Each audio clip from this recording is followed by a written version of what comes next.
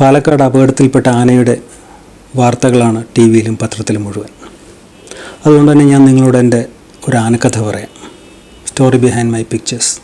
എൻ്റെ ചിത്രങ്ങൾക്ക് പിന്നിലെ കഥകളിലേക്ക് സ്വാഗതം. അയ്യപ്പനും ബേബിയും, അയ്യപ്പനും കോശിയും അല്ല, അയ്യപ്പനും ബേബിയും, അവരാണ് എൻ്റെ ഇന്നത്തെ കഥയിലെ കഥാപാത്രങ്ങൾ. അന്ന് രാവിലെ എൻ്റെ യാത്രക്കിടയിൽ കൊല്ലം ഗാന്ധി പാർക്കിന് മുന്നിലൂടെയാണ് ഞാൻ വന്നത്. അവിടെ റോഡരികിൽ ഒരു ആന നിൽക്കുന്നു. എനിക്ക് ആനയെ ചെറുപ്പം മുതലേ വലിയ ഇഷ്ടമാണ്. അതുകൊണ്ട് തന്നെ ഞാൻ ആനയ്ക്കൊപ്പം കുറച്ച് നേരം ആ കാഴ്ചകൾ കണ്ടുകൊണ്ട് നിന്നു. മിഴുവേലി അയ്യപ്പൻ എന്ന തലയെടുപ്പുള്ള കൊമ്പനാണത്. ആന പാപ്പാനോട് ഒരല്പം അനുസരണക്കേട് കാട്ടി പിണങ്ങി നിൽക്കുകയാണ്. ചിത്രത്തിന് അങ്ങനെ ഒരു സാധ്യതയൊന്നുമില്ല. അയ്യപ്പൻ്റെ പാപ്പാനാണ് ബേബി. ബേബി ഒരുപാട് ഉറക്കെ സംസാരിക്കുന്നുണ്ട്, ഒരുപാട് കമാൻഡ് ചെയ്യാനായിട്ട് ശ്രമിക്കുന്നുണ്ട്. ഈഗോ മനുഷ്യന് മാത്രമല്ലല്ലോ, ആനയ്ക്കുണ്ട്. വളരെ ഗ്രാജുവലായിട്ട് ഇവർ തമ്മിലുള്ള അകലം കൂടി വരുന്നത് ഞാൻ കണ്ടു. പാപ്പൻ ബേബിയുടെ ഒരു കമാൻഡും അയ്യപ്പൻ അനുസരിക്കുന്നുണ്ടായിരുന്നില്ല. റോഡരികിലായതുകൊണ്ട് അത് അത്ര ഒരു കംഫർട്ടബിൾ ആയൊരു സിറ്റുവേഷൻ ആയിരുന്നില്ല. ആനയെ കെട്ടാനായിട്ട് ബേബി ശ്രമിക്കുന്നതിൻ്റെ 1-2 ചിത്രങ്ങളെടുത്തു. കുറച്ചുകൂടെ കഴിഞ്ഞപ്പോൾ ആന കുറച്ചുകൂടെ ഒന്ന് അഗ്രസീവായി. വീണ്ടും ബേബിയെ അറ്റാക്ക് ചെയ്യാനായിട്ട് തുമ്പിക്കൈ കൊണ്ട് അറ്റാക്ക് ചെയ്യാനുള്ള ചെറിയ ശ്രമങ്ങളൊക്കെ ഉണ്ടായി. ബേബി എപ്പോഴൊക്കെ ഈ ആനയ്ക്ക് അടുത്തേക്ക് വരുന്നു തുമ്പിക്കൈ വീശി ബേബിയെ അകറ്റാനായിട്ട് ആന ഇങ്ങനെ നോക്കുമായിരുന്നു. അവസാനം ബേബി എന്ന് പറയുന്നത് വളരെ പ്രഗത്ഭനായൊരു പാപ്പാനാണ്. ആനയുടെ എല്ലാ ചട്ടങ്ങളും അറിയാവുന്ന വളരെ എക്സ്പീരിയൻസ്ഡ് ആയ പാപ്പാനാണ്. കുറച്ച് സമയത്തിനുള്ളിൽ തന്നെ അയാൾ വിചാരിച്ച പോലെ അയ്യപ്പനെ അയാൾ തളച്ചു. ഒരു കുറ്റിക്കാട്ടിലാണത് ആനയെ കെട്ടിയിരിക്കുന്നത്. അപ്പോൾ ആനയെ കെടുത്താനുള്ളൊരു സൗകര്യത്തിന് വേണ്ടി കയ്യിലിരുന്നൊരു വെട്ടുകുത്തി കൊണ്ട് ചെറിയ കുറ്റി മരങ്ങളൊക്കെ ബേബി ഇങ്ങനെ വെട്ടി ഒതുക്കുകയാണ്. ആനയുടെ പിന്നിലായിട്ടാണ് ബേബി നിന്നിരുന്നത്. ഞാൻ ഈ കാഴ്ചകളൊക്കെ കണ്ട് എനിക്ക് ഓഫീസിലേക്ക് പോകാൻ സമയമാവുന്നു, പോയി കളയാമെന്ന് കരുതി ഇങ്ങനെ നിൽക്കുമ്പോഴാണ് പെട്ടെന്ന് ഒരു ഫുട്ബോൾ പ്ലെയറിൻ്റെ വൈഭവത്തിലാണ് പിന്നിൽ നിന്നിരുന്ന ബേബിയെ അയ്യപ്പൻ പിൻകാലുകൊണ്ട് പൊക്കിയെടുത്ത് മുന്നിലേക്ക് ഇടുന്നത്.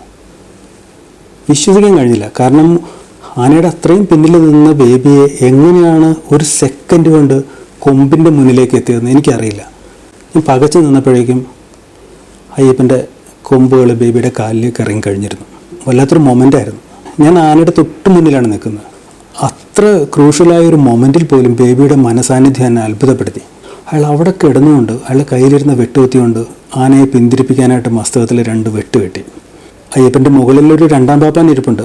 അയാളും തോട്ടി കൊണ്ട് ആനയെ പിന്തിരിപ്പിക്കാനൊക്കെ ശ്രമിക്കുന്നുണ്ട്. ഞാൻ 2 ചിത്രങ്ങളെടുത്തു. ഈ 2 ചിത്രങ്ങളെടുത്ത് കഴിഞ്ഞപ്പോഴേക്കും അക്കാലത്ത് ഡിജിറ്റൽ ക്യാമറയൊക്കെ ഇറങ്ങിയ കാലമാണ്. എൻ്റെ ഏതാണ്ട് ഫസ്റ്റ് സീരീസ് ക്യാമറകളാണെന്ന് എൻ്റെ കയ്യിലുണ്ടായിരുന്നത്. അതിൻ്റെ ബാറ്ററി ലൈഫൊക്കെ വളരെ കുറവാണ്.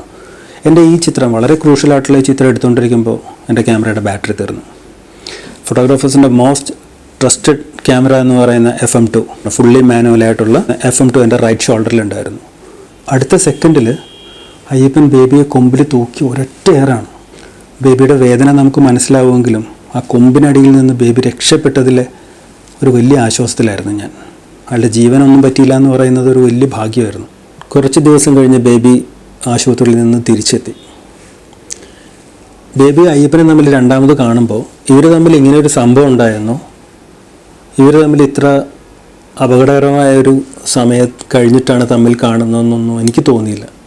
അവരവരുടെ ഇണക്കങ്ങളും പിണക്കങ്ങളുമായി അവർ മുന്നോട്ട് പോയി. എൻ്റെ കരിയറിലെ ഏറ്റവും മികച്ച വാർത്താ ചിത്രങ്ങളിൽ ഒന്നായിരുന്നു അത്. 2005 കേരള സർക്കാരിൻ്റെ മികച്ച വാർത്താ ചിത്രത്തിനുള്ള അവാർഡ് ആ ചിത്രം നേടി.